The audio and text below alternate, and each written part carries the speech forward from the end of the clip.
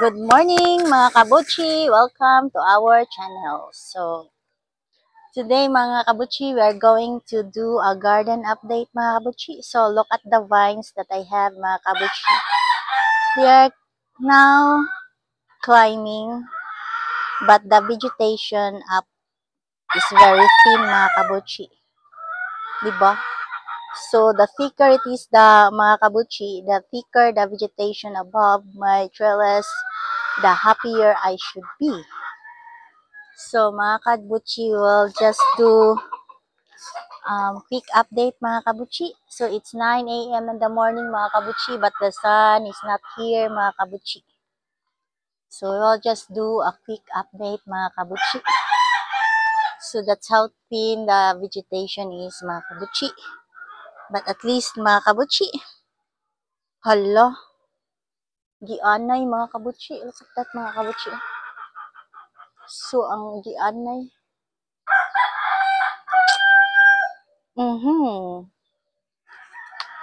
Gianay man mga kabuchi. Oh, very thin jud ang vegetation mga kabuchi. Vegetation. So, mga kabuchi, here mga kabuchi, we have ampalaya here mga kabuchi, down here.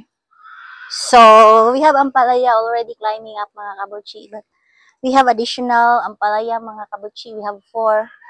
So, that's, oh, this is, okay. This is number 1, ampalaya. Number 2, ampalaya. Number 3, ampalaya. And then we have here, mga kabuchi, very sad ampalaya mga kabuchi. So, I think natamakan siya mga kabuchi, or nakuan siya, nabunog siya sa rain. But hopefully, it can recover mga kabuchi. And then, my lime mga kabuchi.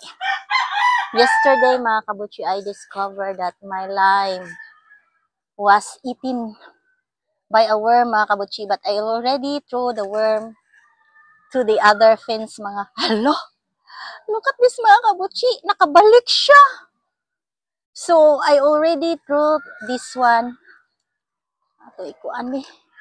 Kani mga kabuchi, ako ni siyang labay. But then, nakabalik siya. Hala, So, what we will do now mga kabuchi is we will kill na lang this worm. Sorry, worm. You're not welcome here, okay? So, sa pag-crawl ni mo, nakabalik, gigapon ka diri, no? So, this is the ugly worm mga kabuchi.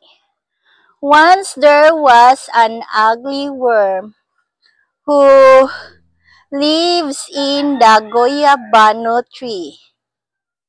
Good morning, Mr. Goyabano. Can I sleep in your leaf?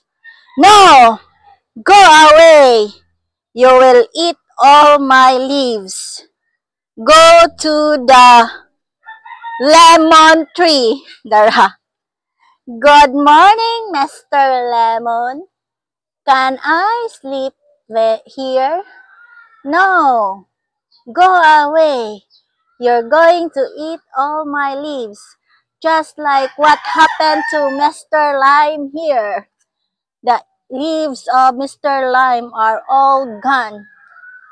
Oh, dili day all gone. Some are gone because you ate them. So the ugly worm crawled and was discovered by the gardener. The gardener killed the worm. The worm say goodbye. So I'm gonna stamp here.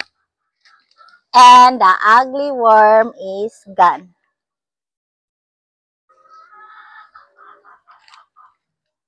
Okay. So,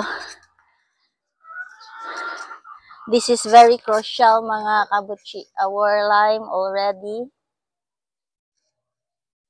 Most of the new leaves of our lime mga kabuchi were already eaten by that ugly worm mga kabuchi. So what happened? What will happen mga kabuchi if I have not discovered that worm mga kabuchi? So, all the leaves, all the new leaves, mga kabuchi, will be eaten by that ugly worm. So, this is the challenge, the difficulty of gardening, mga kabuchi, where you will encounter so many innocent insects, but then you have to remove them from your plants, or else your plants will not be able to give you a good harvest. So right now, mga kabuchi, I have a lonely ampalaya down there. Over there, the eye delete down. Kita ba? You cannot see it, mga kabuchi, but I have good. Oops, where are you, ampalaya? Kita ba?